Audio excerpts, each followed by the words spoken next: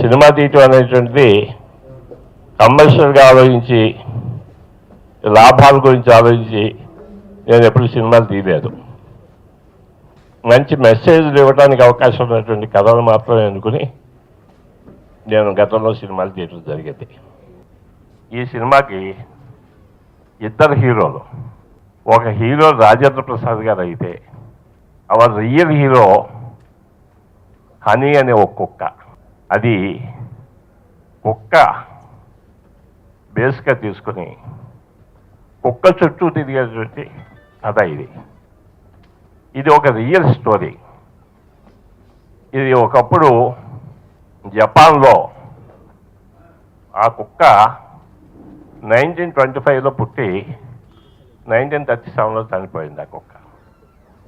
ఆ కుక్కకి సంబంధించిన కథ ఆధారంగా తీసుకుని ఇవాళ ఈ సినిమా తీస్తున్నాం. మేము మాకు ప్రధానమైన ప్రోత్సాహకులు ఒకటి దాసరి నారాయణరావు, రెండు కోడి రామకృష్ణ గారు. వాళ్ళ యొక్క ప్రోత్సాహం కూడా ఈ సినిమా మళ్ళీ నేను తీయాలనే ఉద్దేశంతో నన్ను ప్రేరేపించడం కూడా జరిగిందని మనం చేస్తున్నా. చక్రి గారు మ్యూజిక్ ఇవ్వడం జరిగింది, సిట్టింగ్ జరిగింది. 15వ తారీఖుని ఫిలిం నగర్ టెంపుల్లో దాసరి నారాయణరావు గారి క్లాపు, కోడి రామకృష్ణ గారు డైరెక్షను, వినాయక్ గారు స్విచ్చానం తోటి స్టార్ట్ చేస్తున్నామండి. రాఘవేంద్రరావు గారి పూజ.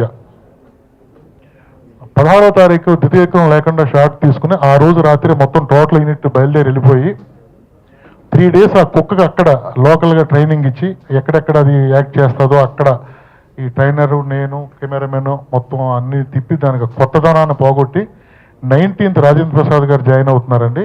19th నుంచి ఒకే షెడ్యూల్ 30 days అక్కడే ఉండి గుమ్మడికాయ కూడా అక్కడే కొట్టి బయలుదేరి వస్తామండి. ఇది షెడ్యూల్. సబ్జెక్ట్ విన్నాను, చాలా బాగుంది. అంటే కుక్క పై ఒక సబ్జెక్టు కొత్తగా అనిపించింది. అంటే ఎట్లాగో అందరికీ తెలుసు కుక్క అంటేనే ఒక విశ్వాస జంతువు అని. మనం అప్పుడప్పుడు కుక్కకున్న విశ్వాసం లేదని చెప్పి మనుషులను తిరుగుతుంటాం. సో అంత గొప్ప మనసు కుక్కకు ఉంటుంది. దానికి ఒక విలువలు కొన్ని ఉన్నాయి దానికి. సో అలాంటి దాన్ని మనం సినిమాగా చేయడం అనేది ఒక కొత్త ప్రయోగం. ఆ ప్రయోగం అనేది అందరూ చేయరు, ధైర్యం కావాలి. సో ఎన్నో సినిమాలు, ఎన్నో కథలు వినుంటారు. అవన్నీ పక్కన పెట్టేసి కుక్క మీద చేయడం మాత్రం హ్యాట్స్ ఆఫ్. అది ఆయనకి గొప్ప ఆయనకి దక్కుతుంది. డెఫినెట్గా హిట్, భగవంతుడు హిట్ ఇవ్వాలని కోరుకుంటాను.